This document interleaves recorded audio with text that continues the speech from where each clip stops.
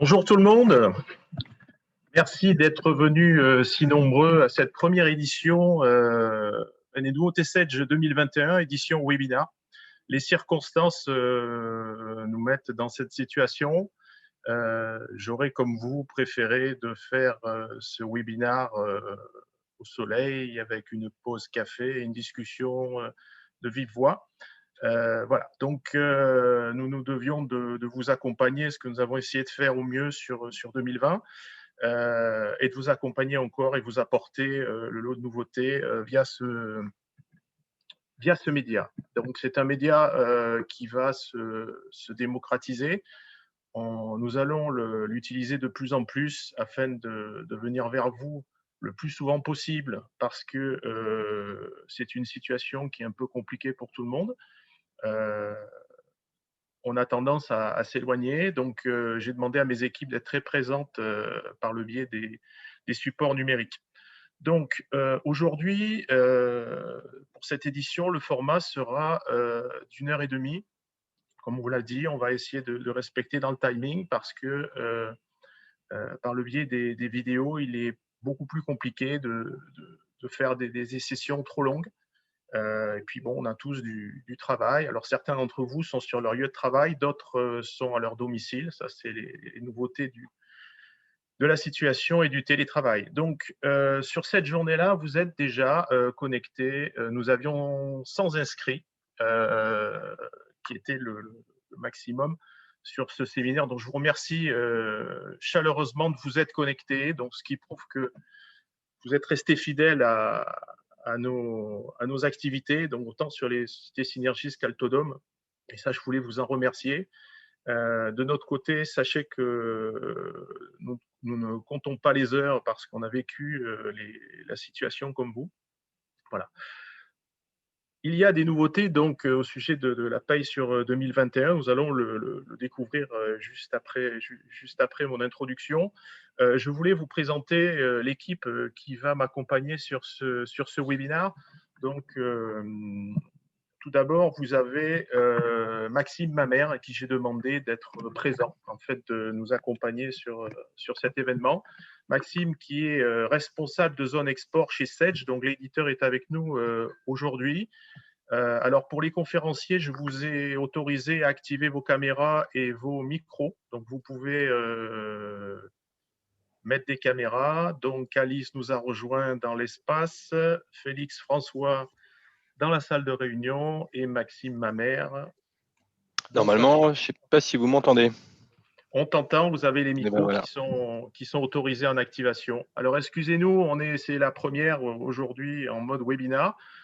On a répété tard, on a fait au mieux. La prochaine séance, à mon avis, sera beaucoup plus fluide. Enfin, on va essayer de faire au mieux. Donc voilà, je voulais vous présenter donc Maxime Mamère, qui est en France actuellement, qui travaille pour l'éditeur, donc qui va nous parler en fait de choses qui ont été mises en place et d'accompagnement par l'éditeur. Je vais garder le meilleur pour la fin. Donc vous avez Félix François. Alors je ne vais pas présenter la star du NBA. Donc Félix François qui est voilà.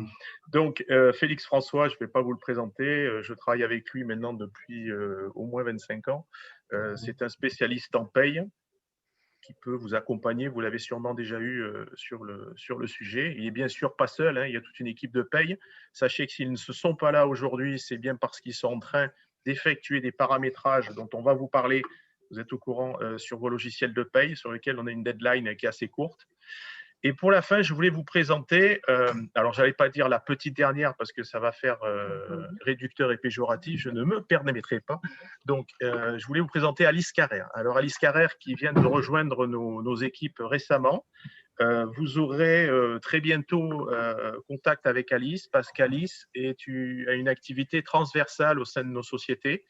On va qualifier son poste d'administration des ventes. Bien qu'elle se situe à la croisée des ventes et de la gestion administrative, notamment génération des codes, fourniture des codes, vous voyez. Et ça, je pense que certains vont être soulagés parce qu'on va gagner en réactivité sur ce domaine-là et il nous le fallait. Donc, je voulais remercier Alice d'avoir rejoint notre équipe. Bienvenue Alice. Voilà. Alors Alice, tu as 67 personnes qui t'écoutent. Si tu veux dire quelque chose, c'est le moment de te jeter à l'eau. Un petit coup de pression à l'entrant. Ben, je suis ravie Toujours. de rencontrer tout le monde. Comme ça, vous mettrez un visage sur les appels que je vous ferai tout au long de l'année. Et si vous avez des questions vous-même, vous n'hésitez pas. Besoin de code, en effet, comme dit Jean-Christophe, je suis là. Et je viendrai vers vous pour faire le point aussi sur vos besoins, vos remontées aussi auprès de la direction. C'est important pour nous aussi de savoir comment la vie de nos clients par rapport à notre travail, pour savoir aussi se remettre en question. C'est très important dans ces périodes un peu compliquées, donc c'est aussi ma mission auprès de Synergie Saltodome. Voilà, je vous laisse Super. maintenant avec Jean-Christophe. Voilà. Très belle intervention, c'est bien. On en a deux sur le JT, sur la 1 et sur la 2. Maintenant, on a une nouvelle sur la chaîne Altodome Synergie, c'est très bien. Voilà. Donc, dans le déroulement de cette séance, qui est un modèle un peu nouveau, je vais juste rappeler les règles du webinaire, en fait, que tout le monde comprenne bien le déroulé. De notre côté, sachez qu'on ne vous voit pas, pour des raisons évidentes, parce que là, on est passé à 71 connexions. C'est vraiment super.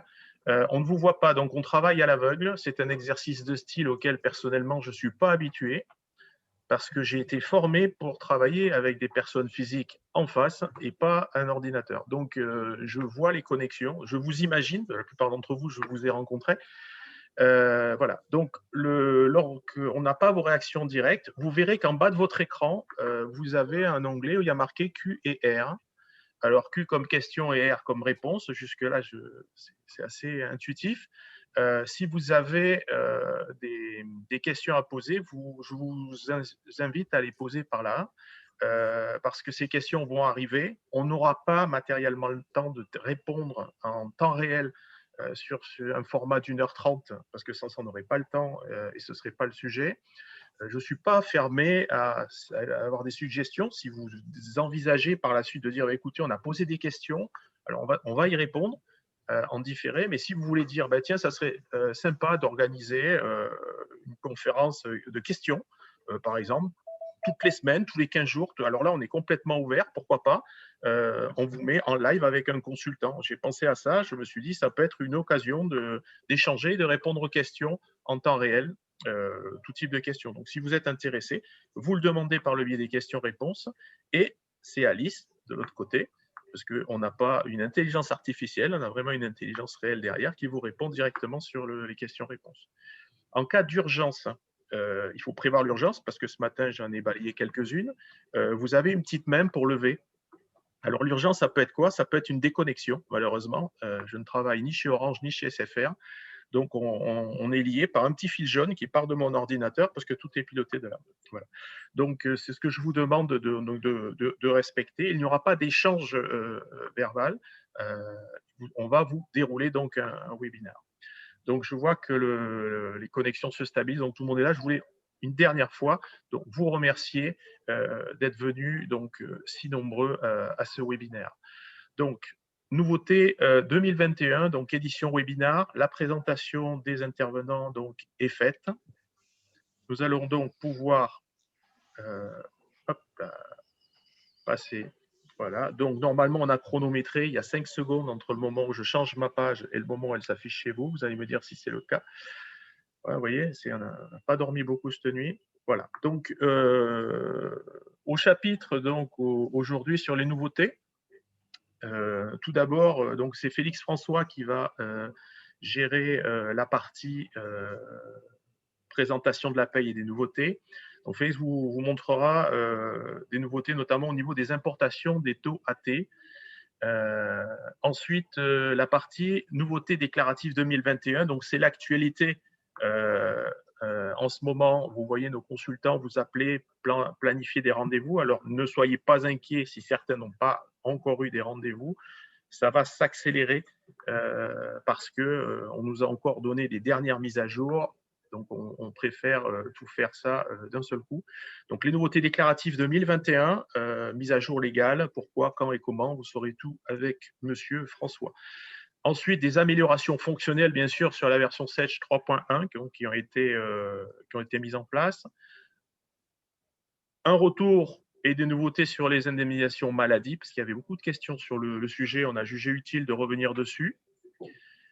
Ensuite, on finira par les annonces nouveautés RH 2021. Donc, sur cet aspect-là, sachez que d'ores et déjà, et je vous invite, vous allez recevoir une invitation, mais je vous invite à reparticiper à un nouveau séminaire qui va se dérouler le 22 janvier de ce mois-ci.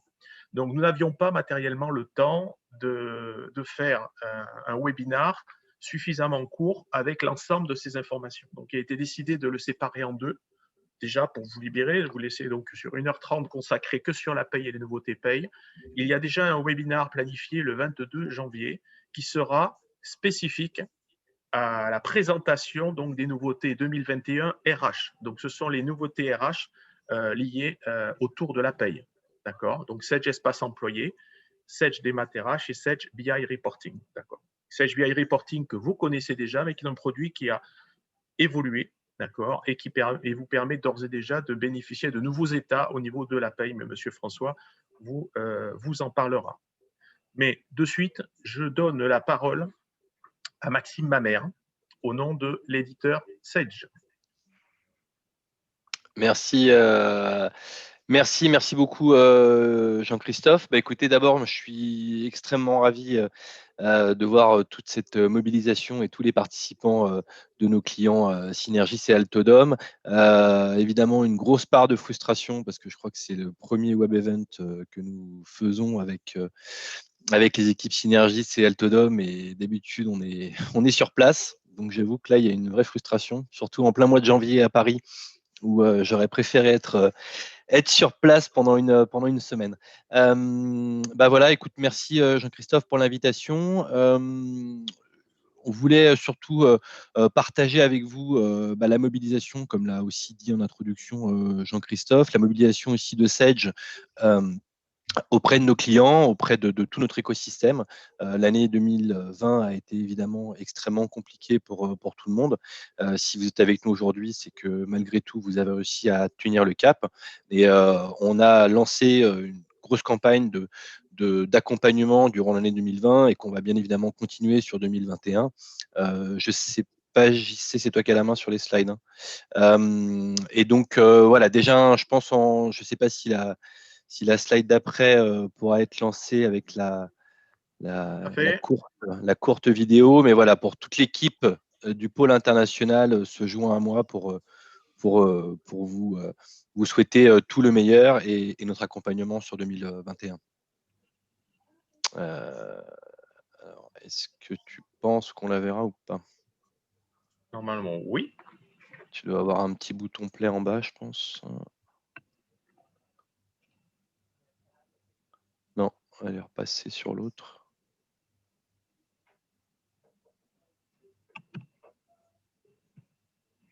Bon, sinon là. Voilà, les aléas du direct. Exact. Okay. Sinon, vous là. Bon, écoute, c'est pas grave.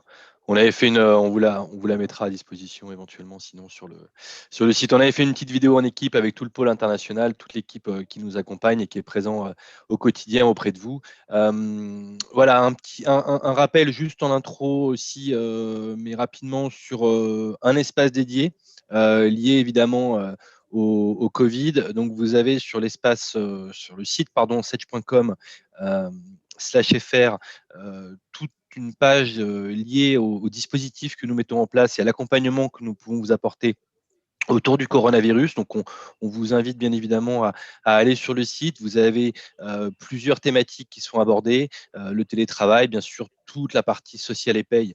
Et on sait que cette année a été très, très compliquée, beaucoup d'administratifs supplémentaires pour vous et ça a été très compliqué. Donc la continuité bien sûr d'activité, la partie fiscalité. Et donc vous avez dessus des replays de webinars qui peuvent être intéressants, que vous puissiez les consulter pour voir tout ce qu'on a pu mettre en place. Et bien évidemment avec l'accompagnement des équipes Synergis et Altodom. Et voilà, vous avez un espace dédié. Donc si vous avez des questions ou si vous recherchez certaines informations, elles peuvent aussi être sur l'espace dédié, en parallèle de l'information délivrée par notre partenaire. Concernant Également, si tu veux passer sur la prochaine slide. Donc, concernant la paye, alors quelques grandes directives avant qu'évidemment Félix aborde les nouveautés. Une pré-roadmap, parce que pour l'instant, on est encore en pleine, on va dire en pleine consolidation de cette roadmap. Des nouveautés bien évidemment légales. On sait que c'est le légal qui pèse beaucoup en termes de mise à jour et d'add-on autour de la paye. Pour autant, on va avoir aussi des améliorations fonctionnelles. Alors, à titre d'information et peut-être pour rappel, je ne sais pas si tout le monde, enfin si la plupart d'entre vous connaissez ou utilisez, je vous invite aussi à utiliser Sage Customer Voice, qui est accessible directement depuis votre logiciel ou accessible via l'espace dédié. Sage Customer Voice, qu'est-ce que c'est? C'est un espace qui vous permet de remonter des besoins que vous pouvez avoir fonctionnels ou techniques autour de nos solutions, donc y compris la paye. Et en fait, la roadmap intègre donc la feuille de route et le développement du produit sur les années en cours ou à venir, intègre des remontées de la part de nos clients. Donc, plus vous êtes nombreux à poster des remarques, des demandes d'évolution, et plus ces remontées sont validées ou du moins sont votées positivement par d'autres clients, et plus nous les prenons en compte pour les intégrer. À titre d'exemple, sur les dernières releases, y compris sur l'ensemble des autres produits, c'est plus de 50% des mises à jour, enfin plutôt je veux dire des nouveautés qui reviennent de Sage Customer Voice. Donc une grosse part de légal évidemment, puisqu'on est vraiment lié à tout cet aspect-là, mais aussi des nouveautés autour. Et là, c'est effectivement le teasing qu'a fait un petit peu Jean-Christophe en début pour le prochain webinar de janvier, autour de nos nouveaux produits vraiment add-on, c'est-à-dire Sage Espace Employé, qui va vous permettre de gérer toute la partie demande, absence de congé, et à partir de 2021, les modules et entretiens annuels pour toute la campagne d'entretien annuel, et évidemment des nouveautés autour de la partie BI, donc Sage BI Reporting Pay, et également dématérialisation RH.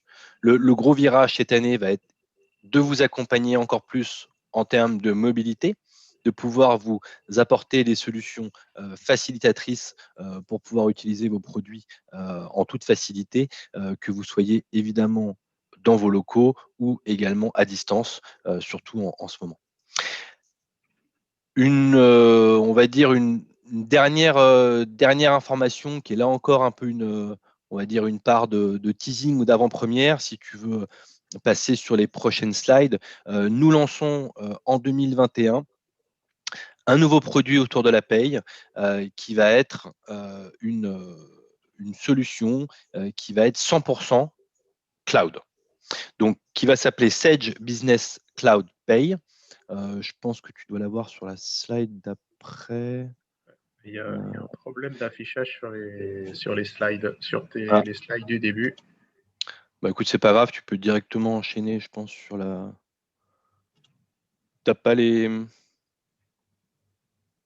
Ah, il y a un problème de. Alors bon, c'est pas grave, je vais vous le faire à l'oral, c'est les aléas du direct. Donc, Sage, évidemment, se doit, en tant qu'éditeur, de pouvoir vous accompagner aussi sur justement cette partie cloud, que vous soyez déjà prêt ou que ce soit uniquement une piste de réflexion au niveau de votre environnement informatique. Nous devons vous apporter une réponse le plus rapidement possible, et donc nous lançons cette année un produit paye 100% cloud. Alors, dans un premier temps, puisque le lancement va se faire de façon cadencée, nous allons adresser un marché qui est plutôt un marché de la TPE, avec environ une dizaine de salariés, et le produit va s'étoffer pour arriver fonctionnellement à l'équivalent de ce que vous avez aujourd'hui autour de nos solutions Paye RH 100. Et le but pour Sage en tant qu'éditeur, c'est d'uniformiser la plateforme de paye, et que dans un on va dire, moyen long terme, nous ne proposions qu'une seule plateforme globale de paye pour l'ensemble de nos marchés et l'ensemble de nos clients.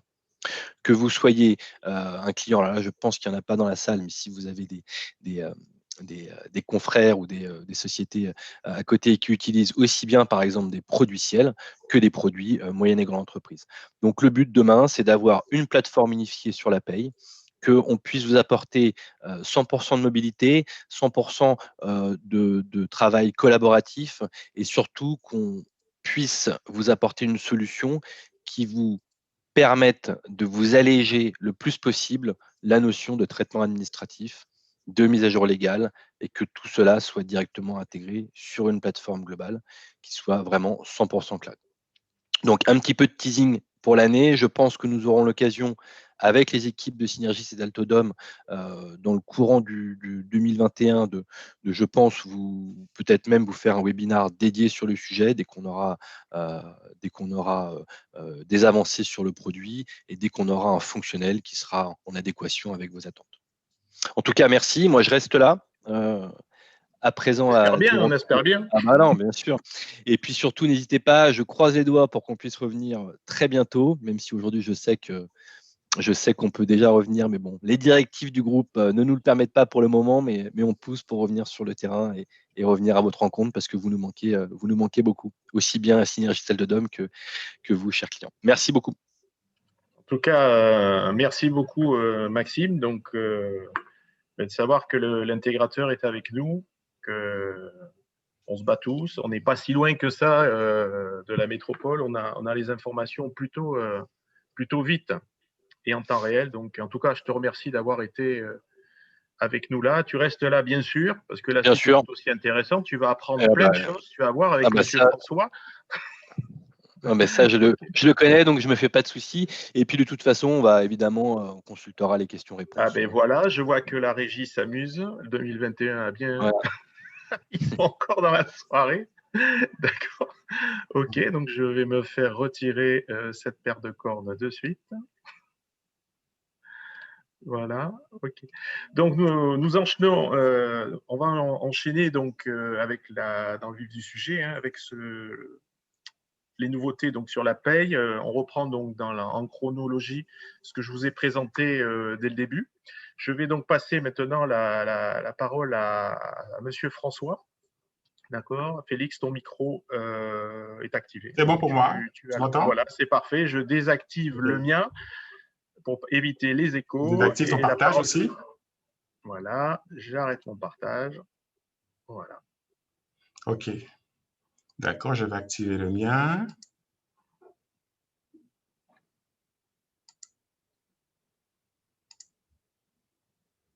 Voilà.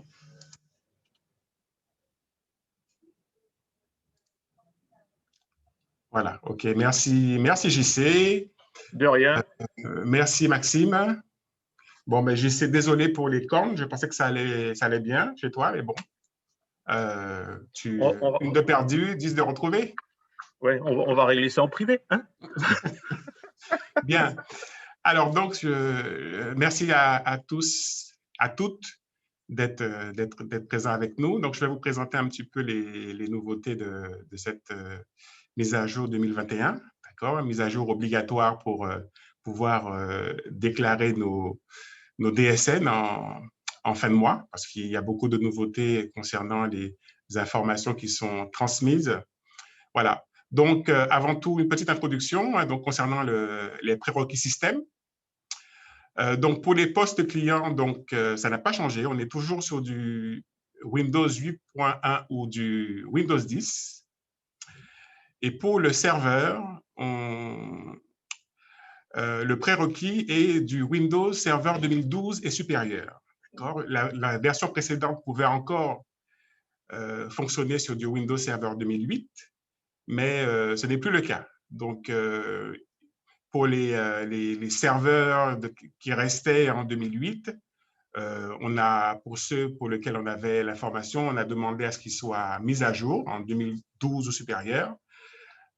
Donc, peut-être que si vous avez des serveurs qui sont en place depuis très, très longtemps, de toute façon, c'est une vérification que nous allons faire ensemble pour vérifier que votre serveur, il est bien, il est à jour, au moins avec Windows Server 2012. D'accord? Donc, et concernant le SQL, ça n'a pas changé. On est toujours sur du SQL 2012 et supérieur. Donc, cette préconisation n'a pas évolué. Voilà. Donc, au programme aujourd'hui, donc, nous allons, comme JC l'a annoncé tout à l'heure, donc voir une nouvelle fonction de récupération des taux AT par importation. Ensuite, nous allons voir les évolutions déclaratives concernant la DSN de 2021, en particulier concernant l'URSSAF.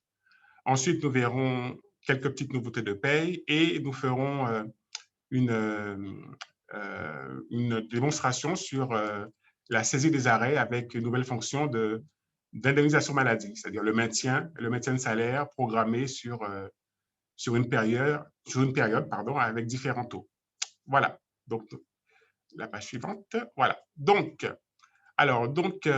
pour les entreprises d'au moins 10 salariés relevant du régime général, la notification dématérialisée du taux AT devient obligatoire via la mise à disposition d'un fichier CRM compte rendu métier au format XML.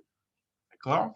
Donc, en fait, ce qui est dit, en fait, c'est que les sociétés qui ont plus de 10 salariés ne vont plus recevoir par courrier, comme ils le faisaient, comme ça se faisait avant, ils ne vont plus recevoir par courrier la notification AT. Ils devront importer un fichier. Comme on importe, comme c'est précisé plus bas, comme on importe le fichier de prélèvement à la source, comme on peut importer d'autres informations. Alors, chaque établissement soumis à la cotisation AT, exigible par l'URSSAF, doit déclarer le taux qui lui correspond en fonction de ce comité technique national de rattachement. Voilà, donc chaque secteur d'activité est rattaché à un comité technique et ce comité technique définit les taux AT appliqués dans la branche. Alors, donc, dès l'ouverture de votre base en paie en version 3.10, de nouvelles colonnes apparaissent sur la fiche établissement. Donc, dans liste établissement, l'onglet paramètres DSN. Donc, on avait jusqu'à présent code section AT, code risque et taux. Maintenant, on aura en plus une colonne CTN, date d'effet et date de calcul. D'accord? Donc, les deux dates, date d'effet, date de calcul, ne sont pas modifiables. Donc, par contre, le reste des informations sont toujours accessibles. On pourra toujours modifier manuellement le taux. Donc, cette fonction d'importation du taux, c'est un nouveau bouton qu'on retrouve quand on est dans liste établissement. Liste établissement, vous avez un petit bouton, comme indiqué sur la capture, import taux AT, qui nous permet d'aller chercher le fichier qu'on a téléchargé à partir du site NetEntreprise. Le fichier n'est pas encore disponible par le même circuit que le fichier de prélèvement, le fichier des taux de prélèvement à la source. Donc, nous devons encore, au moins jusqu'à la prochaine version de la paie, la 3.11, nous devons importer un fichier, donc en faisant parcourir et sélectionner le fichier qui a été au préalable récupéré sur la machine en allant sur NetEntreprise, dans l'espace dédié taux AT. Et à ce moment-là, on peut récupérer le fichier sur la machine et à partir de la paye, on pourra utiliser cette fonction import des taux pour pouvoir aller chercher ce fichier. Donc, avant l'import, on pourra au préalable cliquer sur le bouton rapport avant import qui permettra de voir ce qu'on va importer. Donc, sur la capture d'écran que vous voyez sur la droite, donc on voit que dans le fichier que nous a fourni notre entreprise, on a deux taux AT avec la section et le code risque et les taux qui seront appliqués. Donc, si sur le fichier de paye, la section AT et le code risque est le même, il va mettre à jour le taux. Par contre, si la section AT ou le code risque n'est pas le même dans le fichier, il va créer une nouvelle ligne d'AT. D'accord? Donc, il faudra, après l'import, vérifier que tout s'est bien passé. Voilà. Donc, sur le rapport, donc, vous voyez le détail un petit peu de ce qui se passe après l'importation du fichier. Il vous dit en fait les nouveaux taux qu'il a importés, éléments importés, et éléments non importés, car présent dans la paye, c'est les taux qui étaient déjà à jour en fait. Voilà. Donc, c'est une fonction pour le moment est assez simple. Hein, on a juste à cliquer sur le bouton import des taux sur l'établissement et on va récupérer le fichier qu'on a au préalablement téléchargé sur notre entreprise. Donc, ce n'est pas encore direct comme le promet les prochaines mises à jour. Voilà. Donc, ensuite, donc on passe directement aux nouveautés déclaratives de l'année 2021. Donc, en janvier 2021, les DSN mensuels seront automatiquement créés en norme 2021. La date de la bascule se fera autour du 22 janvier. Si une déclaration est envoyée avant la date de bascule, le message ci-après est proposé. C'est-à-dire, vous ne pouvez pas... Alors, non, le message... il y a la fenêtre qui m'empêche de lire. Voilà. Donc, le message, donc il y a... Voilà, j'ai mis en bas. Le message, le dépôt des DSN à la norme 2021 n'est autorisé qu'à partir du 22. C'est-à-dire que le 22, on ne peut plus transmettre en norme 2020. Automatiquement, le fichier doit être à la nouvelle norme. Sinon, il sera rejeté. Par contre, si on le transmet, on veut transmettre la DSN de janvier, bien avant le 22, on aura la possibilité de lui dire de transformer cette DSN qui est au format 2021 en 2020. Donc là, on parle de la DSN de janvier qu'on voudrait éventuellement transmettre avant le 22, ce qui est un peu prématuré, mais peut-être que l'opérateur de paye part en congé, donc il tient à transmettre sa DSN avant le 22. Dans ce cas-là, il faudra que le fichier soit à la norme 2020. Donc, le 22, on passe en 2021, donc on pourra, à partir du 22 janvier, transmettre les DSN de janvier. Et avant le 22 janvier, il faudra que le fichier soit encore à la norme 2020. Donc, la bascule se fait automatiquement. Donc, l'application, c'est automatiquement si il doit transmettre en 2020 ou en 2022. Pardon, en 2020 ou 2021. 22, c'est l'année prochaine. Alors, donc, on va passer à la page suivante. Alors, quelles sont les nouveautés? Je vais essayer de déplacer la fenêtre. Voilà. Alors, donc, quelles sont les nouveautés concernant la caisse URSSAF?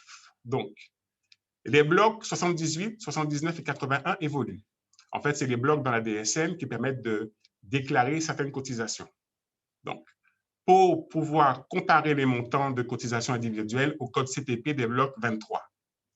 Alors, en fait, le but de la manipulation, c'est d'avoir tout le détail des cotisations URSSAF, tout le détail, ligne par ligne, pour pouvoir le comparer avec la déclaration elle-même, c'est-à-dire la déclaration. Oh, j'ai un petit message. OK. Pour pouvoir le comparer avec la déclaration qui est faite au niveau de l'URSSAF versement cotisation. Donc, le but, en fait, c'est toujours de fiabiliser la DSN. Donc, jusqu'à présent, on transmettait un bordereau de cotisation et je parle de l'URSSAF, puisque c'est la seule caisse pour laquelle on a un détail. Pour les autres caisses, on a un montant à payer, mais pour l'URSSAF, on a un montant à payer et le détail, un bordereau de cotisation. Donc, maintenant, au niveau des salariés, donc de chaque fiche de salarié, la DSN demande que toutes les cotisations URSSAF soient détaillées, toutes les cotisations. La maladie, la vieillesse, l'AT, la CSG, tout est détaillé pour pouvoir après faire des contrôles de validité et éventuellement détecter des erreurs. Voilà.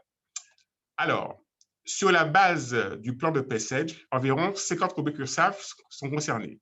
Donc, toutes les cotisations URSSAF, donc les cotisations qui sont créées par rapport aux différents dispositifs, donc régime général, Fillon, apprenti, donc puisque chaque dispositif a des rubriques de cotisation URSSAF particulières.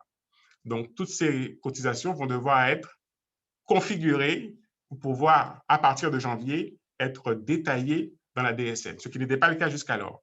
Donc, lorsqu'on va faire la mise à jour en 3.10, il y aura une partie paramétrage où il faudra en fait, sur toutes les rubriques URSSAF existantes, donc à partir d'un état des cotisations, on va pouvoir recueillir ces données, pouvoir mettre à jour ces rubriques URSSAF au niveau du paramétrage DSN, hein, pas au niveau des taux de cotisation, parce qu'à ce niveau-là, il n'y a pas de changement cette année, pour le moment en tout cas. Donc, au niveau du paramétrage DSN, on va devoir indiquer à l'application où aller mettre toutes ces rubriques URSSAF dans la DSN. Et pour pouvoir faire cela, on va utiliser un outil qui existe dans la PAI, qui sont les variables. Les variables dans Sedge, c'est le dispositif qui permet en fait de transposer les rubriques en segments DSN. Donc, c'est des tables de correspondance qu'on aura. Donc, il y a 3 variables concernées. La variable DSN montant assiette, la variable DSN montant réduction exo et la variable DSN taux cotisation. Donc, cette dernière variable, DSN taux cotisation, elle est nouvelle, elle n'existait pas avant puisqu'on ne déclarait pas les taux de cotisation dans la DSN. Les taux de cotisation sont connus, on déclarait des bases et des montants, mais les taux, comme ils sont connus, on ne les déclarait pas. Maintenant, pour pouvoir faire des contrôles de validité, bien sûr par l'organisme à qui on envoie les DSN, le taux sera inscrit dans la DSN. Donc, on aura la base, on aura le taux, on aura le montant de la cotisation pour toutes les cotisations URSSAF, ce qu'on n'avait pas avant. Alors, une mise à jour des rubriques à partir du PPS de janvier 2021 pour récupérer le paramétrage des variables est possible sous réserve que le paramétrage de l'onglet calcul n'ait pas été personnalisé. Donc, si la rubrique de vos dossiers est identique au modèle que Sage nous propose, on va pouvoir directement mettre à jour les rubriques du dossier. Par contre, si vos rubriques ont été personnalisées, ben, il va falloir qu'on fasse la personnalisation dans votre dossier et après, éventuellement, le répandre à tous les autres dossiers. Donc, pour peu que les rubriques que vous utilisez sont les mêmes que Sage proposait à l'installation, on va pouvoir assez rapidement mettre à jour ces fameuses constantes. En fait, ce n'est pas des constantes, c'est des variables, pardon, pour pouvoir mettre en place, en fait, le paramétrage détaillé des cotisations URSSAF dans la DSN. Alors, ensuite, donc, voilà un petit peu comment ça se présente après qu'on ait fait le paramétrage. Donc, lorsqu'on va sur une rubrique de cotisation URSSAF, donc là, en l'occurrence, l'exemple que nous avons ici, c'est la maladie. Lorsqu'on va sur l'onglet variable de la rubrique, on voit en fait comment cette rubrique va s'implémenter dans la DSN. Et donc, sur la petite capture d'écran que vous avez nos 3 premières variables qui sont décrites, qui permettent de dire en fait que cette rubrique, c'est la maladie. Et donc, dans la DSN, directement, cette information sera inscrite, donc, rubrique 2100, maladie, avec la base, le taux et le montant. D'accord? Donc, les variables qui ne sont pas sélectionnées en rouge, c'est des variables qui existaient déjà, donc qui n'ont pas été modifiées par le nouveau paramétrage. La rubrique URSSAF maladie va continuer à alimenter le montant rémunération, va continuer à alimenter la variable DSN montant assujetti, ça ne change pas. Par contre, les 3 dernières sont personnalisées par le nouveau paramétrage qu'on mettra en place après l'installation de la mise à jour la mise à jour en 3.10 qu'on a commencé à mettre en place ces jours-ci, ou qu'on commence à peine en fait. Donc, lorsque je rentre sur une des variables en faisant modifier, je vois le détail en fait. Donc, si vous regardez un petit peu sur la droite, rubrique accumulée, donc la rubrique 2100, l'élément taux patronal va alimenter dans la DSN la correspondance en fait correspond en fait à l'assurance maladie. D'accord? Donc, ça, c'est un paramétrage qu'on va activer dès la mise à jour en 3.10. D'accord? Pour toutes les rubriques URSSAF. Alors, je continue. Alors, comme je disais tout à l'heure, donc on a une nouvelle variable, donc la variable, pour chaque bloc cotisation individuelle à destination des caisses, URSSAF et la MSA, à l'exception des réductions de cotisation forfaitaire, le taux de cotisation avec le code du segment devrait être systématiquement déclaré. C'est ce que je vous disais tout à l'heure. Donc, pour chaque cotisation URSSAF, un nouveau segment, donc taux de cotisation, donc S21, G00, 81, 007, ça c'est le nom technique qu'on peut voir lorsqu'on est dans la DSN, mais à côté, on a le libellé, taux de cotisation, et on va pouvoir alimenter les segments. Alors, si je regarde la copie d'écran qui est juste en bas, donc vous voyez le segment de la DSN qu'on verra dans l'onglet cotisation de chaque salarié. Et là, maintenant, on va retrouver chaque cotisation URSSAF détaillée avec les codes correspondants. Donc, 045 correspond à la T, comme vous voyez en bas, donc avec le SIREP de l'URSSAF, la base, le montant et le taux. Et donc, cette inscription a pu se faire grâce aux 3 variables qu'on a paramétrées, la variable DSN montant assiette, la variable DSN, taux cotisation, et la variable montant. D'accord? Ces 3 variables qu'on paramètre dans la paye permettent de récupérer chaque cotisation URSSAF et de les inscrire correctement dans la DSN. Donc, ça, c'est la nouveauté de la norme 2021, parce que jusqu'alors, concernant l'URSSAF, on ne retrouvait que les réductions et les allègements. Donc, allègement Fillon, allègement l'ODEOM, exonération d'heures supplémentaires. Voilà, il y avait en détail, au niveau de chaque salarié dans la DSN, il n'y avait que ça. D'accord. Maintenant, on va pouvoir, enfin, c'est une nécessité de la norme, toutes les cotisations URSSAF seront détaillées. Donc, de plus en plus, la DSN va ressembler au bulletin tel qu'on le produit, puisqu'à chaque fois, on complète les informations et ça permet après d'avoir un contrôle de validité et d'avoir, lorsque la caisse fait les contrôles, elle pourra plus précisément vous indiquer où est le problème. Jusqu'à présent, la seule chose qu'on avait, la seule information qu'on avait, qui était déjà pas mal, la caisse nous disait, bon, avec les éléments que vous m'avez transmis, je trouve, par exemple, 5 000 € de cotisation et vous avez transmis 4 000, vous avez transmis 6 000. Donc, et il nous demandait de vérifier notre paramétrage. Maintenant, avec le détail des taux, il va pouvoir nous dire, on a un écart de taux, et le taux se situe au niveau de telle cotisation. Donc, ce sera plus facile pour l'utilisateur de mettre à jour ou de corriger les erreurs. Alors, on continue. Alors, donc là, c'était au niveau des déclarations URSSAF. Donc, c'est vraiment le gros du travail qu'on va devoir faire ce mois-ci, après la mise à jour. C'est mettre en conformité le paramétrage DSN des cotisations URSSAF. Donc, au niveau des taux, il n'y a pas eu de changement. Donc, il n'y a pas de changement au niveau des taux de cotisation. Le SMIC a changé, le plafond est resté le même, le coefficient Fillon et l'ODEOM a évolué. Donc, au niveau des cotisations, cette année, on n'a pas encore eu de changement à effectuer. Jusqu'à en fait la disponibilité du plan Sedge, où on verra vraiment pour janvier tous les paramétrages qu'on aura appliqués. Alors, donc, là, on est passé au slide suivant qui concerne les impôts, le prélèvement à la source. Donc, certaines variables ont été mises à jour cette année par rapport à l'année dernière pour pouvoir tenir compte, en fait, différemment de la déclaration des heures supplémentaires. Donc, on ne va pas rentrer dans les détails, mais dans tous les cas, à la fin de notre session de travail, lorsqu'on va faire le paramétrage de la Sécu et des autres rubriques du plan de paye, on ira particulièrement vérifier ces variables pour s'assurer que les heures supplémentaires, cette année, sont inscrites de la façon dont l'administration nous a demandé de le faire, puisque ces informations évoluent d'année en année.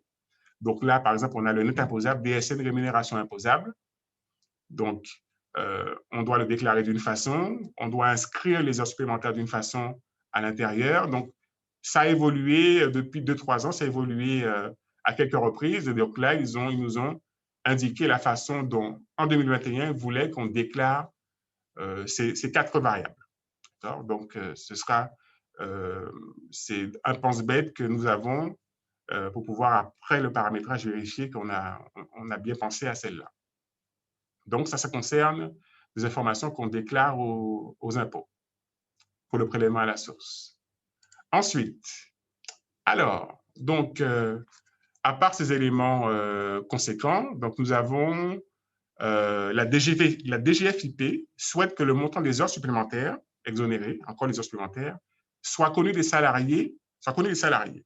Ce montant sera donc présent sur l'état annuel du PAS. Effectivement, dans l'application CGS qui nous permet de faire les DSN, dans le menu imprimé, on a un état annuel PAS qui nous permet de sortir pour les salariés le montant du prélèvement à la source de l'année. En plus, sur ce document, cette année, il y aura le montant des heures supplémentaires exonérées pratiquées en 2020. Donc, CGDS reçoit ce montant brut et applique le calcul suivant. Le montant brut auquel on enlève, la CSG déductible à 75% et auquel on applique, on enlève encore les 6,80% de CSG déductible. Donc, l'abattement de 75% et on enlève les 6,80 de CSG déductible, on a le montant net des heures supplémentaires.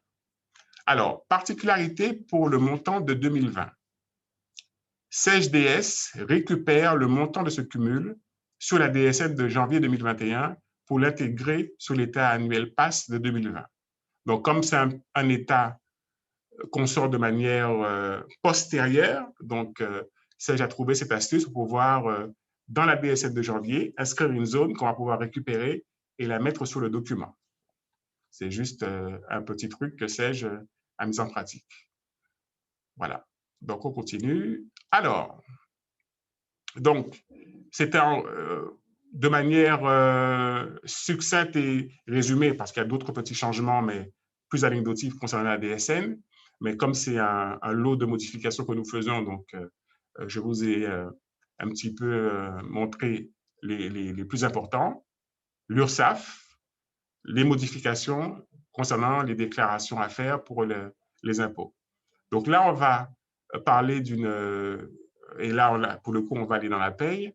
On va aller voir un petit peu comment, avec la nouvelle version, la 3.10, on peut saisir un arrêt de travail. D'accord? Un arrêt de travail subrogé, c'est-à-dire l'entreprise reçoit les indemnités journalières versées par la caisse et en échange, l'employeur maintient le salaire.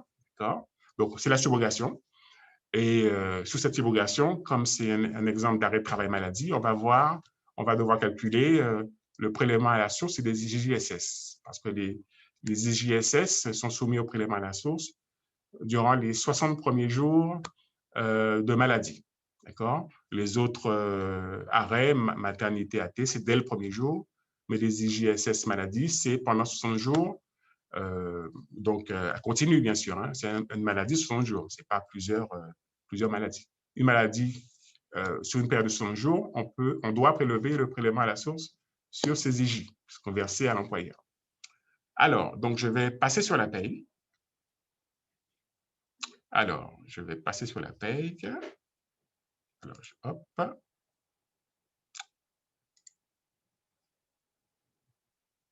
Voilà, donc là, normalement, on voit la paye. Je sais si tu me confirmes ou je suis tout seul.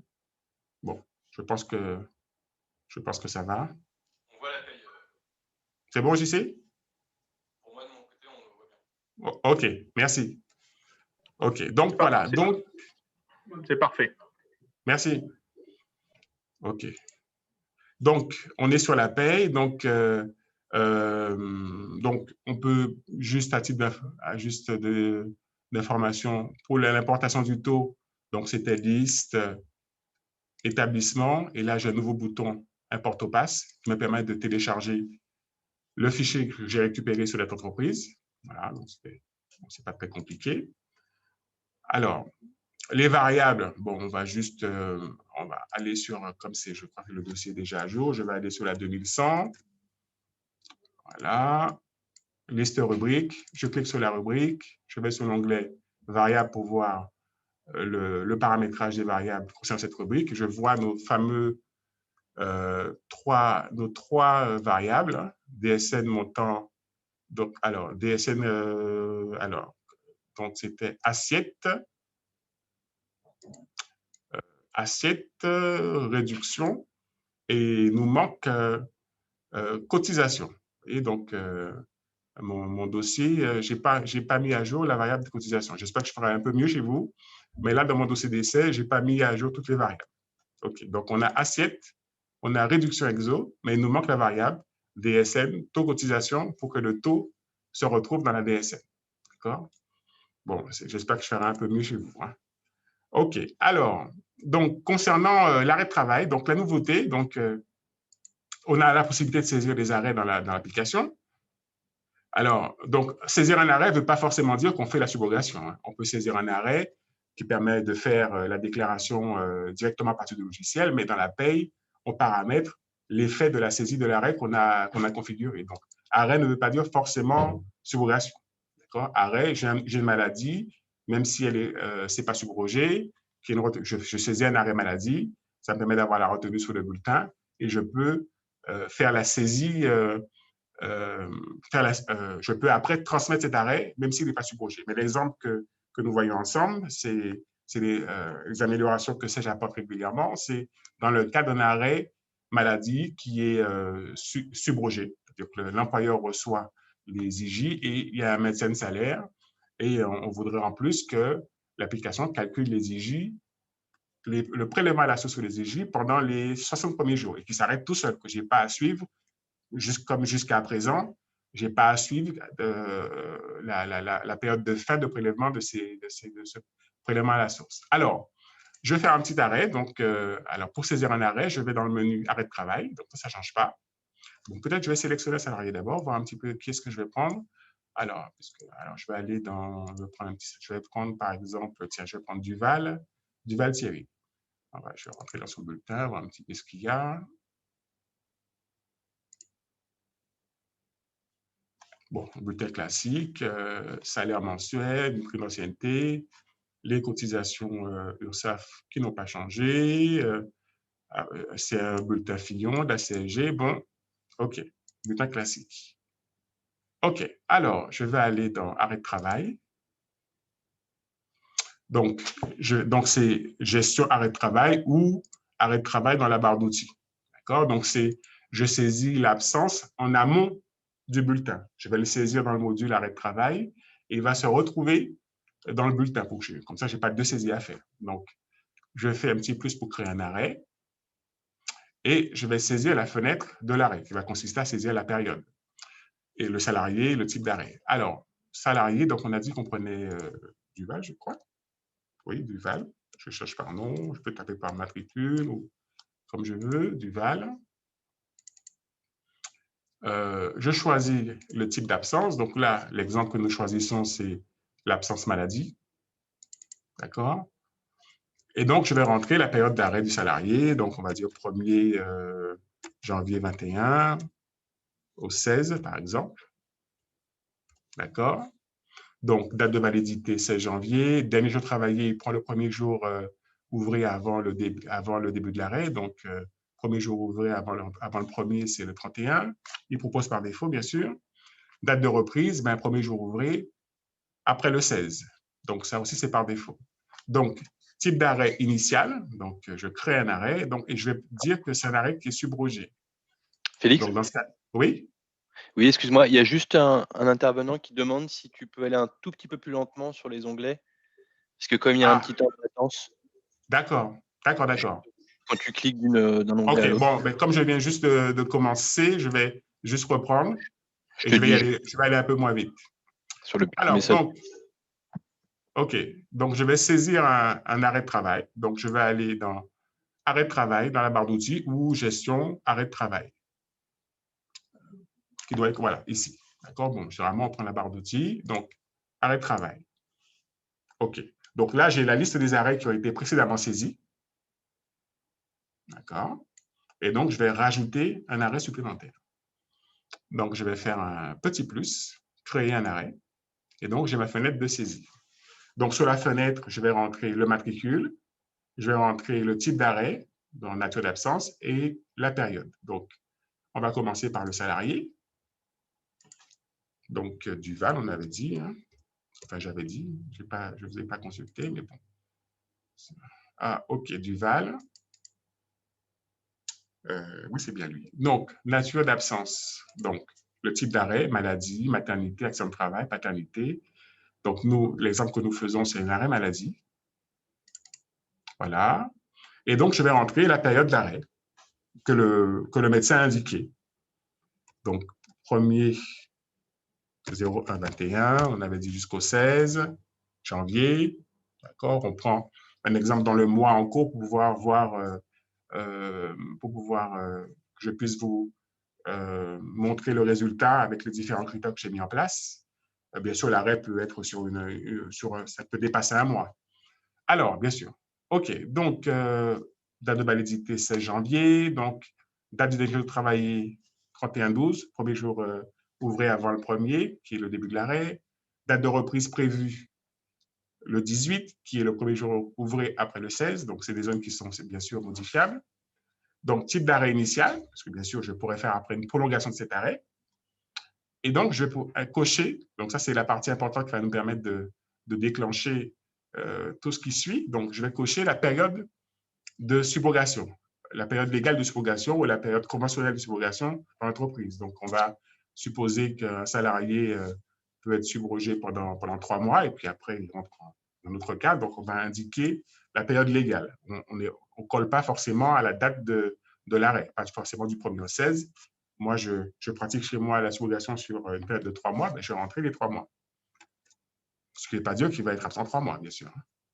1er janvier 21, on a dit donc 3 mois au 31 mars 21. OK. Donc, le fait d'avoir rempli ces informations, donc déjà, j'ai ce qu'il faut pour pouvoir transmettre l'arrêt par une DSN événementielle.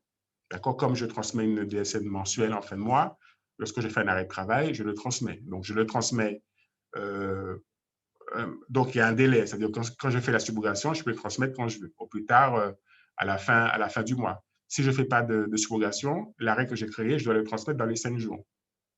D'accord? Pour respecter les consignes. Donc là, je fais de la subrogation, je pourrais le transmettre à la fin du mois, au moment de la DSN mensuelle.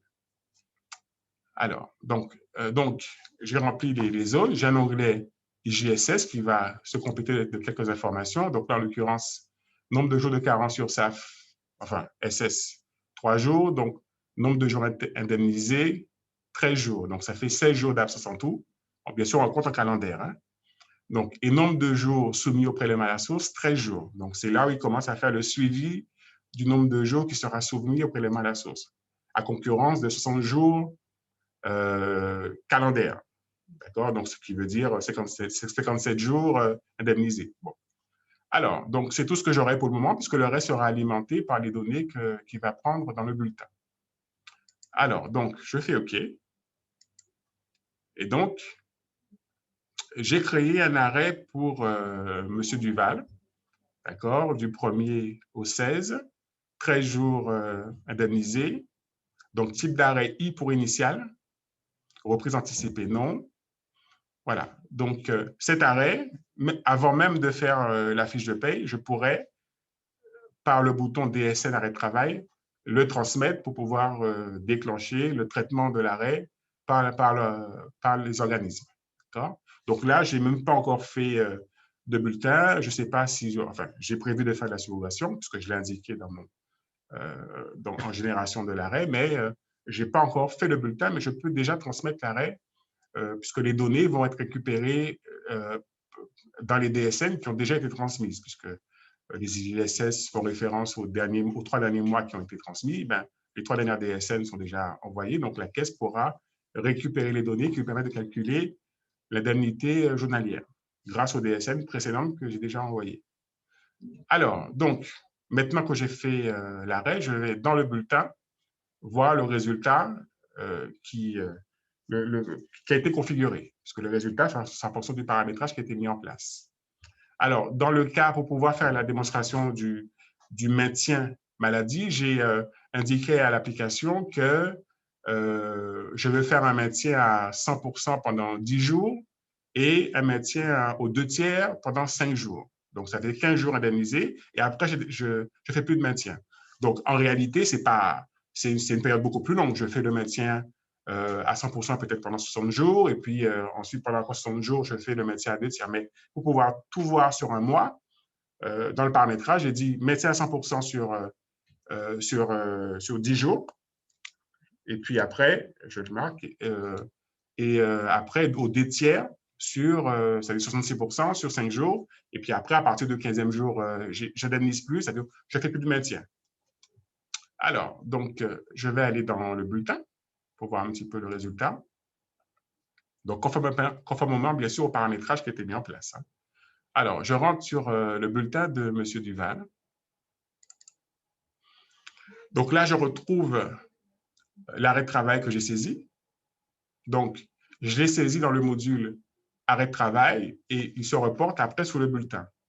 Si je saisis directement l'absence dans le bulletin, je ne peux pas avoir d'IJ calculé. Je peux avoir des IJ calculés avec du maintien de la subrogation que si j'utilise le module arrêt de travail. C'est obligatoire. Donc là, l'absence maladie ou l'arrêt de travail maladie est reporté dans le bulletin du 1er au 16. D'accord, date de validité le 16 et en fonction du paramétrage que j'ai indiqué, il calcule le nombre d'heures d'absence. Donc, je vais faire bulletin calculé pour voir le résultat. Donc, voilà.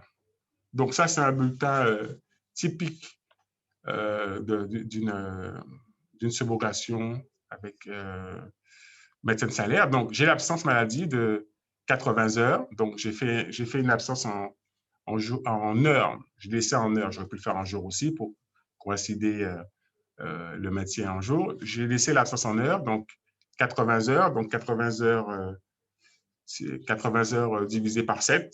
Donc, ça fera le nombre de jours d'absence, le nombre de jours ouvrés. Donc, si je fais, alors, moi, je ne suis pas fort calcul mental, 80 divisé par 7. 80 divisé par 7.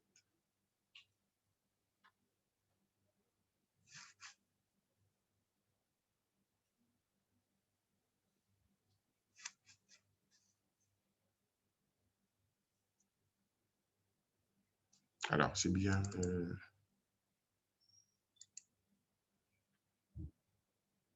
Alors, je vais revenir sur l'onglet congé.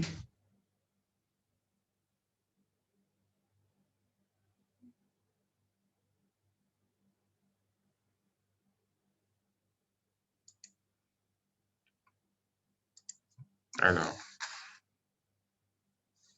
donc, je ne suis pas sûr du résultat pour l'absence. Bon, je ne vais pas vérifier maintenant. Bon, donc, on va rester sur le principe. Donc j'ai l'absence maladie. Donc, ça, il n'y a pas de souci. J'ai le maintien qui apparaît un peu plus bas. Et là, en l'occurrence, je retrouve mes 10 jours maintien à 100% et mon maintien à 66% pendant 5 jours. Donc, il y a un jour supplémentaire, puisque c'est du 1er au 16, ça fait 16 jours calendaires. Il y a un jour supplémentaire qui n'est pas maintenu, parce que dans mon paramétrage, pour pouvoir voir apparaître les deux maintiens, j'ai un peu mis des valeurs qui ne sont pas réalistes. On maintient pendant 10 jours à 100% et 5 jours à 2/3. Bon, on va dire que c'est ma convention. Donc, c'était juste pour montrer que le calcul se fait automatiquement. Et bien sûr, j'ai des IJ qui sont calculés. Donc, IJSF maladie brute en retenue. Et en bas de bulletin, les IJ nettes en gain. Alors, c'est ici, pardon. Donc, 13 jours à 36,11. D'accord? Donc, les IJ brutes en retenue en haut de bulletin, les IJ nettes en gain en bas de bulletin. D'accord? Donc, en plus, j'ai le prélèvement à la source sur les IJ. Parce qu'on avait vu que dans les 60 jours, les IJ sont soumis au prélèvement à la source. D'accord? Donc, si je regarde le bulletin imprimé, on va faire une édition. On va faire un aperçu.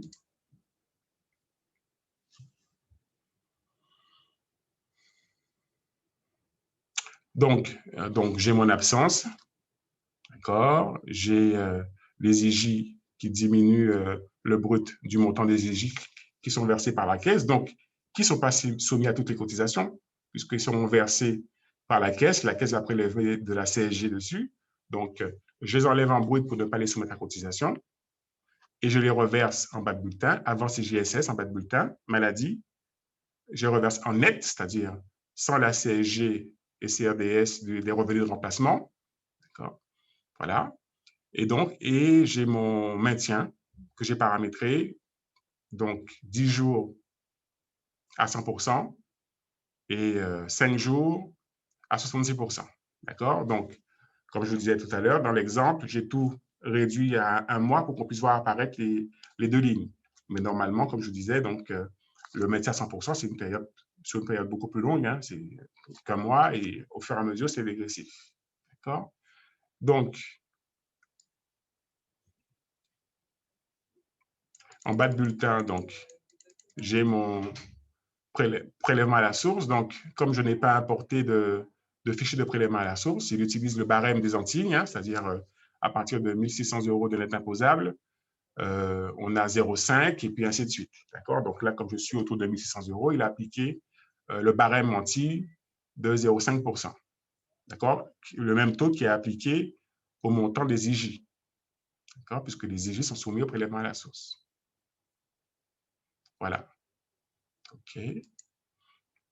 Donc, ces informations que j'ai saisies sur le bulletin, enfin, en l'occurrence, j'ai saisi l'arrêt et ça a répercuté sur le bulletin les données, on les retrouve directement au niveau de la fiche de personnel. C'est-à-dire que dès que j'ai saisi l'arrêt et que j'ai édité le bulletin, si je vais sur la fiche de personnel du salarié, donc je clique sur salarié, voilà, j'ai un nouvel onglet indemnisation maladie où je vais pouvoir suivre tous les arrêts que j'ai saisis. Donc là, en l'occurrence, même la paie n'est pas clôturée. Donc la paie n'est pas clôturée, il a quand même mis à jour la fiche de personnel. Si je supprime l'arrêt, il va aussi effectivement enlever ces zones. Donc, je vois que sur mon bulletin, donc j'ai un maintien de salaire 100%, donc nombre 10 jours. Donc, le maximum pour moi, c'est 12 jours. Donc, comme il a pris 16 jours, donc il a atteint le maximum.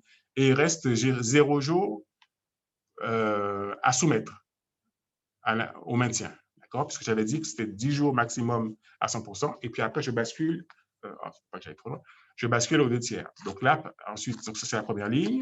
La deuxième ligne, maintien de salaire à 2 tiers. Donc, j'ai paramétré que c'est pendant 5 jours maximum.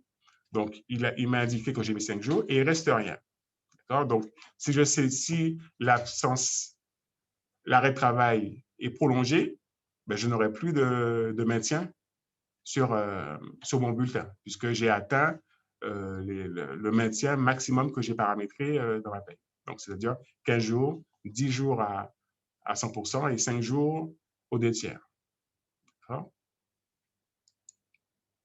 Alors, ces données sont accessibles, c'est-à-dire maintenant qu'elles sont sur la fiche de personnel, je peux, si je veux faire un export, si je veux l'exploiter sur Excel ou compléter un fichier à partir d'Excel. Donc, si je retourne dans le menu salarié, puisque là, je suis dans le menu bulletin, je vais en liste fiche de personnel. Voilà, donc je recherche mon fameux salarié qui s'appelait Duval. Donc, je vais taper Duval, il n'est pas bien loin de toute façon.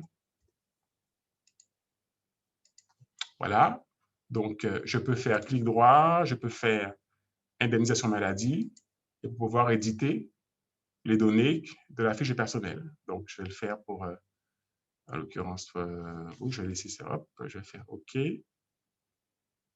En l'occurrence, il faut que si je veux que lui, il faut que je le sélectionne, sinon il me sortira ça pour tout le monde.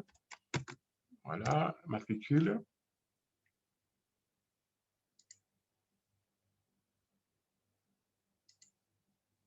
Voilà, je fais un aperçu. Voilà, donc il me reprend les arrêts que j'ai saisis sur la période, sur le salarié que j'ai demandé. D'accord? Donc là, je l'ai fait pour un salarié pour juste janvier, mais je peux l'éditer sur la période qui m'intéresse et je peux même, comme souvent sur la paye SAIG, faire un export sur Excel des données. Donc, je vais le faire. Voilà. Voilà, bon, je l'enregistre. Voilà. Et donc, j'aurai un fichier Excel avec les données qui est affiché à l'écran. Donc, c'était Duval. Ah ouais. Gentil. Voilà. Donc, je pense que je peux, sans faire nuire à mon partage, aller vérifier.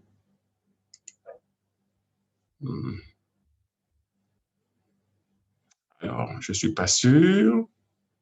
Alors, hop. Non, je pense que ça va nuire à mon partage. Bon, quoi qu'il en soit, bon, le fichier est généré. Je pense que vous me faites confiance, j'espère. Voilà, donc je vais pouvoir exporter sur Excel les données concernant mes arrêts de travail. D'accord? Donc, je vais retourner sur le bulletin du salarié. Duval. D'accord.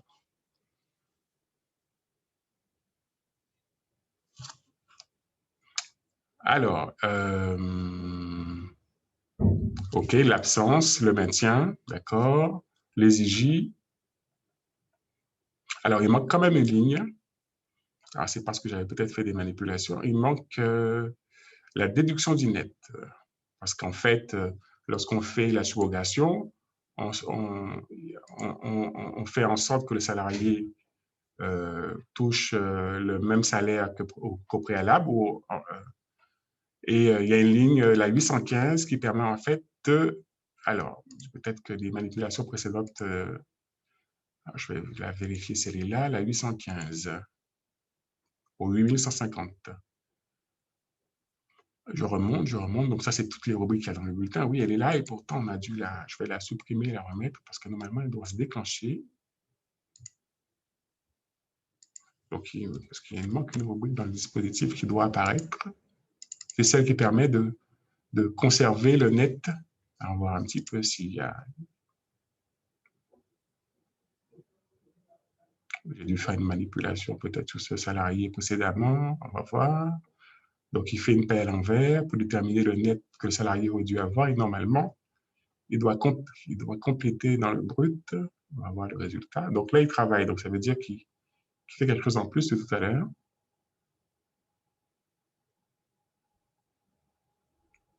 Voilà. Donc, cette ligne-là, déduction du net, donc déduction maintien du net, permet en fait de faire en sorte que le salarié, vu qu'on fait la subrogation maintien de salaire, touche pas plus et pas tellement moins que s'il avait été présent. Ça dépend du montant du prélèvement à la source. Voilà. Donc, dès qu'on fait la subrogation, cette ligne doit forcément apparaître. Et donc, si elle n'apparaît pas, ça peut arriver. Hein, si on a fait... donc, de toute façon, c'est très bien que ce soit sorti. Si on a fait plusieurs saisies, on a fait des corrections, donc cette ligne peut ne pas apparaître. Donc, il faut enlever la rubrique du bulletin et la remettre. Il faut qu'il puisse se réinitialiser et refaire le calcul. Donc, dès qu'il y a subrogation, on doit forcément voir apparaître cette ligne. Il y a 81,50 qui permet d'ajuster le brut pour que le net soit comme il était précédent, pour maintenir le net, tout simplement. Voilà. Donc, elle doit forcément apparaître. Si elle n'apparaît pas, il faut la supprimer et la remettre. Je n'ai pas détecté qu'elle n'était pas là tout à l'heure. Confiance. Donc, mon absence, mes IG bruts, ma déduction du net en retenue. Donc, c'est lui qui a calculé le montant hein, pour que le net soit identique. Le maintien 2 tiers, le maintien 100%.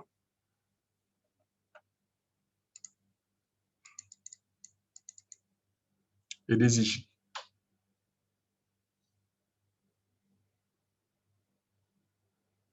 OK.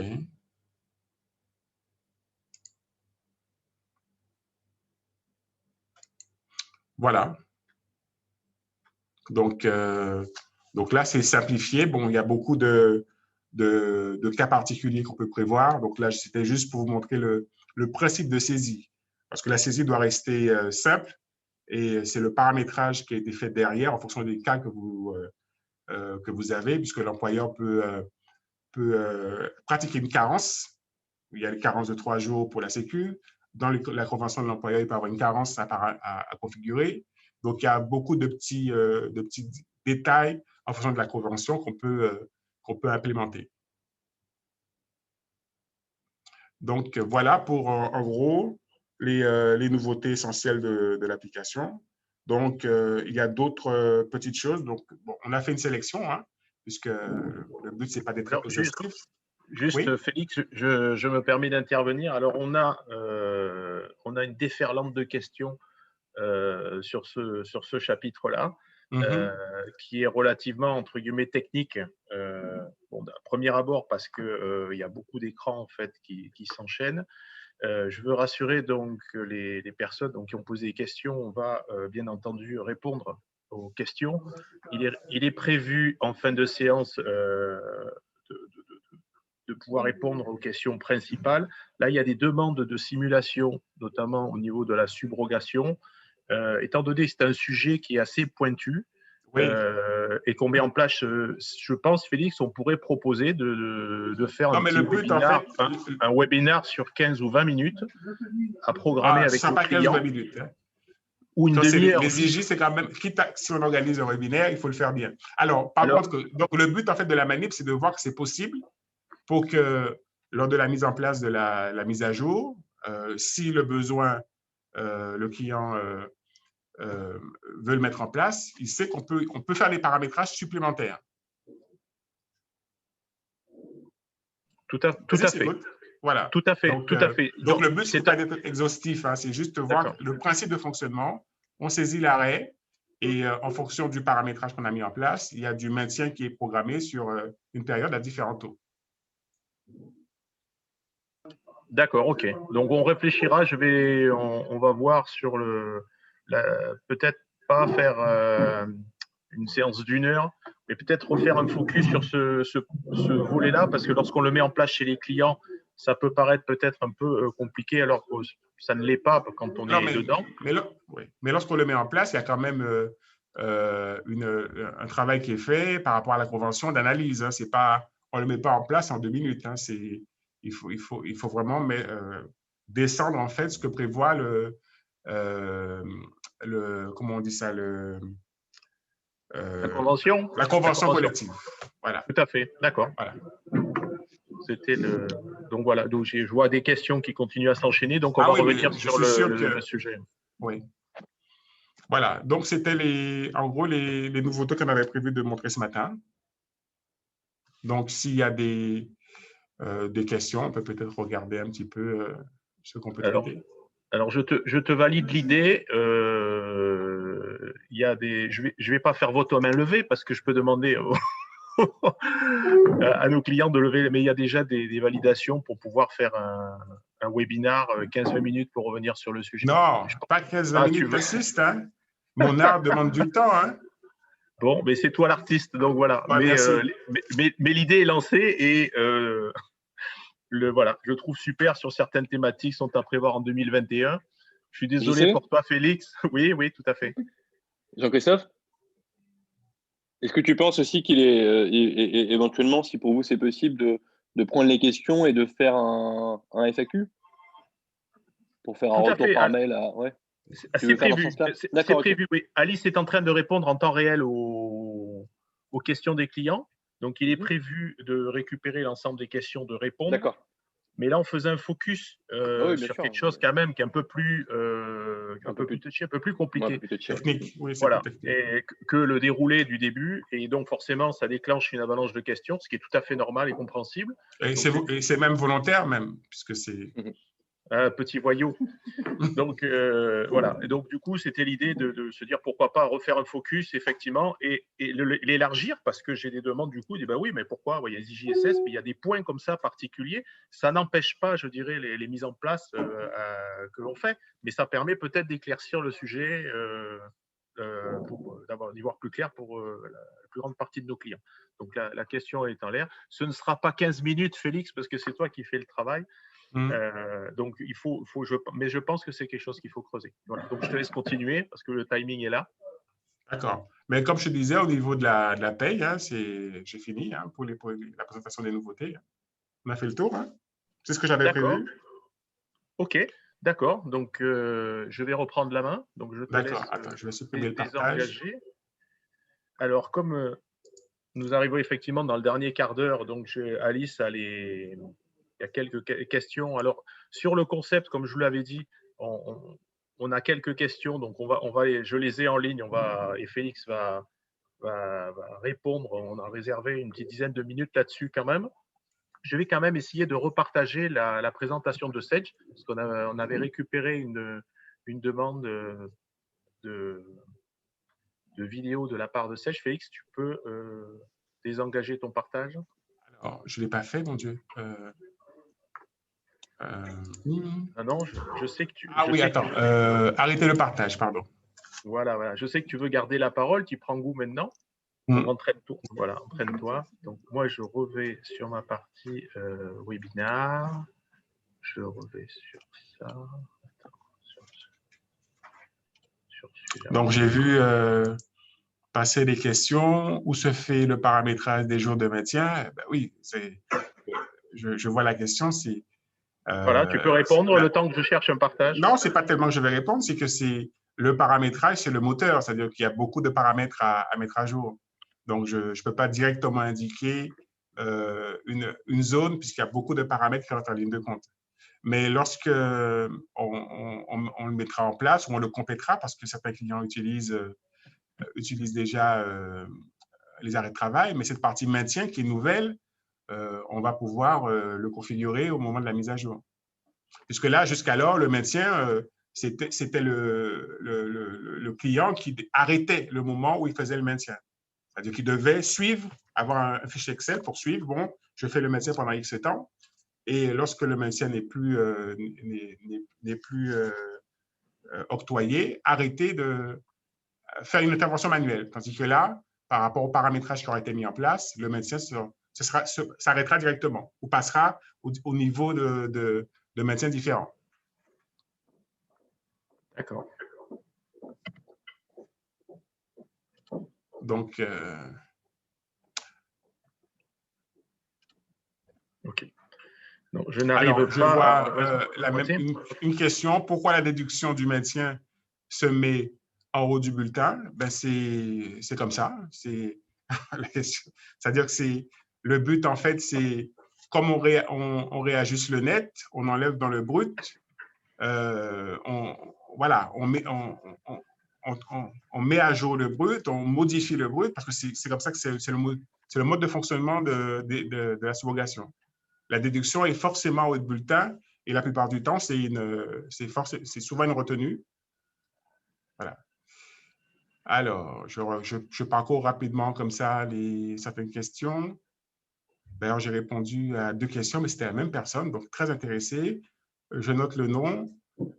Je sais à quoi m'attendre. OK. Les autres questions demanderaient un peu plus de temps. Alors, bien sûr. Donc, dans le cas où on ferait une session sur les IJ, c'est un sujet qui demande bien 1 heure, 1 heure et demie à lui seul, parce qu'il y a beaucoup de cas à présenter. Donc, on est loin de tes 20 minutes. D'accord. Donc, moi, je ne suis pas payé à l'heure, hein, donc c'est pas pour… ça prend vraiment 20 minutes. Hein.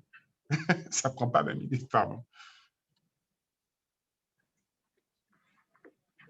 D'accord. Voilà. Ça, c'est bon. Je suis là. Tac, tac, tac, tac, tac, tac.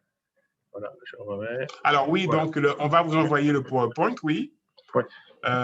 Oui, bien sûr. Enfin, je pense qu'on avait déjà répondu à… Oui, le PowerPoint, on va vous l'envoyer. Il aurait pu être beaucoup plus complexe, mais j'ai voulu que ce soit quand même assez simplifié pour avoir un peu le goût de ce que ça peut être, mais il aurait pu être un peu plus détaillé, ne serait-ce qu'au niveau des arrêts de travail. J'ai préféré ne pas mettre trop d'informations dessus parce qu'il aurait fallu indiquer des menus, des paramètres à ajuster. Donc, j'ai préféré faire la démonstration et puis… Tout à fait.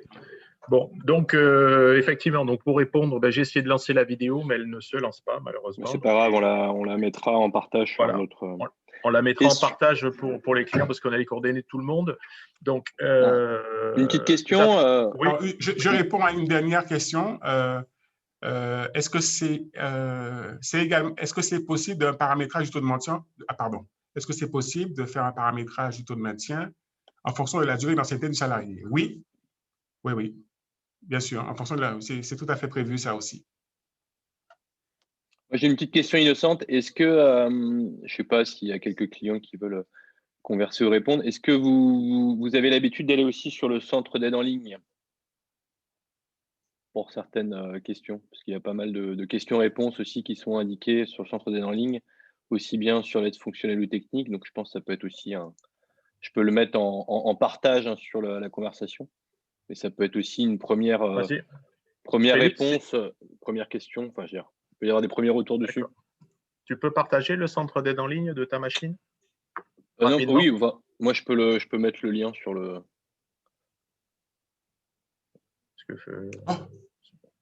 D'accord. Alors, je non, vois, je l'ai mis en privé. je vois une question. Je peux répondre à peut-être une autre question. Bien Alors, sûr. pour les taux de cotisation en DSN, va-t-on devoir saisir manuellement dossier par dossier? Bien sûr que non.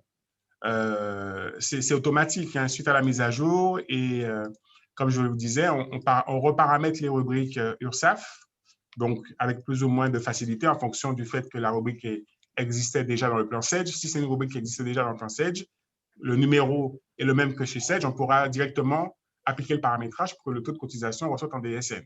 Donc, ou si c'est des rubriques personnalisées, eh bien, dans le dossier, on va devoir passer en revue les rubriques d'URSSAF et aller dans l'onglet variables pour pouvoir indiquer ou déverser la rubrique en question.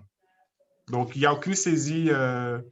Tout ce qu'on a vu ensemble, c'est concernant les obligations déclaratives, c'est du paramétrage qui est fait de manière préalable.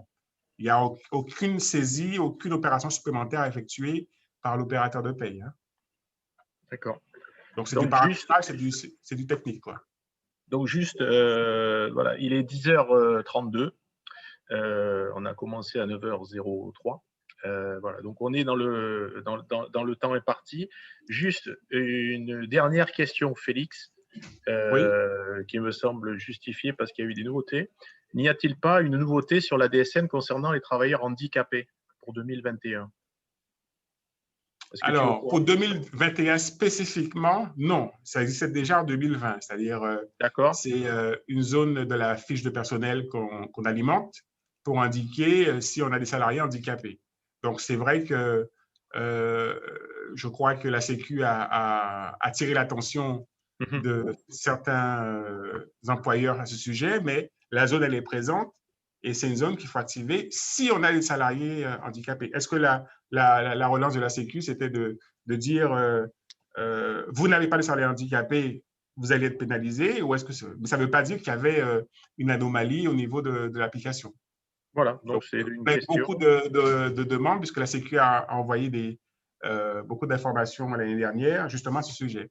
Mais en 2021, il n'y a rien de plus qu'en 2020. Donc, les zones sont déjà dans la paye. Voilà. Donc sur cette dernière question… Si ce n'est, puisque tu en as parlé, si ce n'est que certains éléments, certains choix des listes en question ont été personnalisés pour tenir compte du millésime. Vous voyez, mais ouais, au lieu d'avoir de choix 1, 2, 3, 4, on a 1, 2, 3, 4, 5, 6. Donc, ça a rajouté des choix. Voilà, ça a été personnalisé. Voilà. Donc, on invite les clients à consulter donc, ces listes qui ont été enrichies. Donc, sur cette dernière question, donc, Maxime Mamère vous a mis en ligne sur le chat à tout le monde tous les liens. Donc, de Sedge Pay Online Help, donc Sedge City, qui est le centre d'échange. Donc, je vous invite à cliquer dessus. Ce sont des espaces ouverts. Vous aurez de l'information, vous aurez des réponses.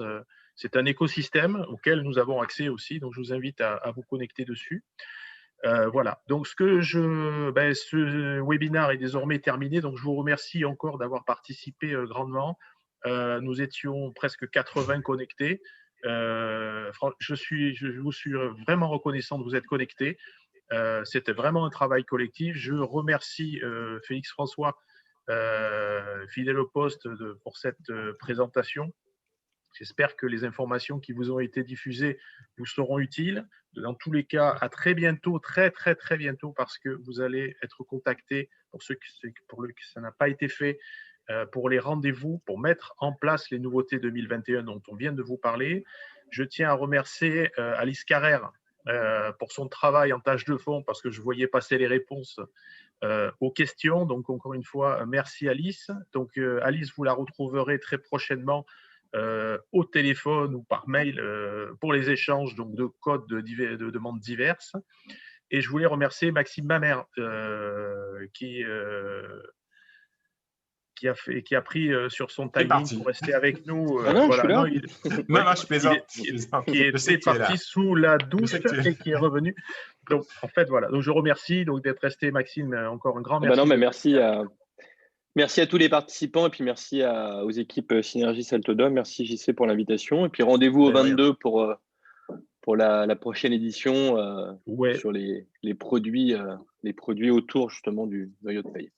exactement. Donc, le 22 janvier, au programme, les produits périphériques autour de la paye Sedge. Donc, Sedge, espace employé, Sedge, dématérage et Sedge, BI reporting. Donc, le premier, pour ceux qui connaissaient l'intranet RH, est un outil qui est entièrement connecté sur la paye, qui permettra à vos salariés de faire des demandes diverses sur un intranet, d'accord, et de gérer des congés. Donc, les saisies se font en externe, on peut échanger du document. La version a évolué jusqu'à mettre à disposition des formulaires et vous avez aussi dans la roadmap, vous le verrez, les entretiens annuels qui arrivent. Donc ça, c'était quelque chose qui n'était pas dispo dans le périmètre Sedge qui arrive. C'est très important. C'est un produit qui est très accessible, qui commence à des prix ultra compétitifs. Donc c'est pour ça que je vous en parle. On est dans un segment de PME. Donc un produit qui devrait répondre à vos attentes. Vous connaissiez la partie dématérage du bulletin. Donc ça fait déjà 3 ans qu'on fait une campagne dessus. Vous savez qu'on est partenaire de la Poste sur le sujet, mais Sedge a aujourd'hui une offre intégrée à la paye qui permet donc de dématérialiser les bulletins. Donc aujourd'hui, nous allons vous présenter cette offre qui est complètement intégrée, qui vient compléter une première offre que l'on a. Alors, les clients qui utilisent Maileva de la Poste, ben, c'est un super produit. Hein, donc, mais aujourd'hui, il y a une alternative sur la paye, donc ça ouvre le champ. Et en fait, l'évolution du BI reporting. Alors, le BI reporting, c'est l'outil de reporting paye. Vous n'êtes pas tous équipés encore du BI. C'est un produit auquel il va falloir penser parce que vous avez des états légaux qui commencent à sortir directement produits par le biais du BI reporting. Le BI reporting étant, pour ceux qui le découvriraient, un outil qui vous permet de capter les données directement dans votre paye, de les extraire de façon formatée et de pouvoir les exploiter directement dans Excel. Donc, étant donné qu'Excel est l'outil qui est utilisé par les 3/4 de la planète, il n'y a pas de raison qu'on passe à côté. Donc, c'est un outil qui vous permettra notamment de sortir des états comme la parité homme-femme, de sortir des éléments nécessaires pour la BDES et tout un tas de statistiques ici de votre paye. D'accord ? Donc, vous connaissez historiquement la GA, la gestion avancée de la paye. Pour les nostalgiques, la GA est toujours là, d'accord, avec ses qualités et ses limites.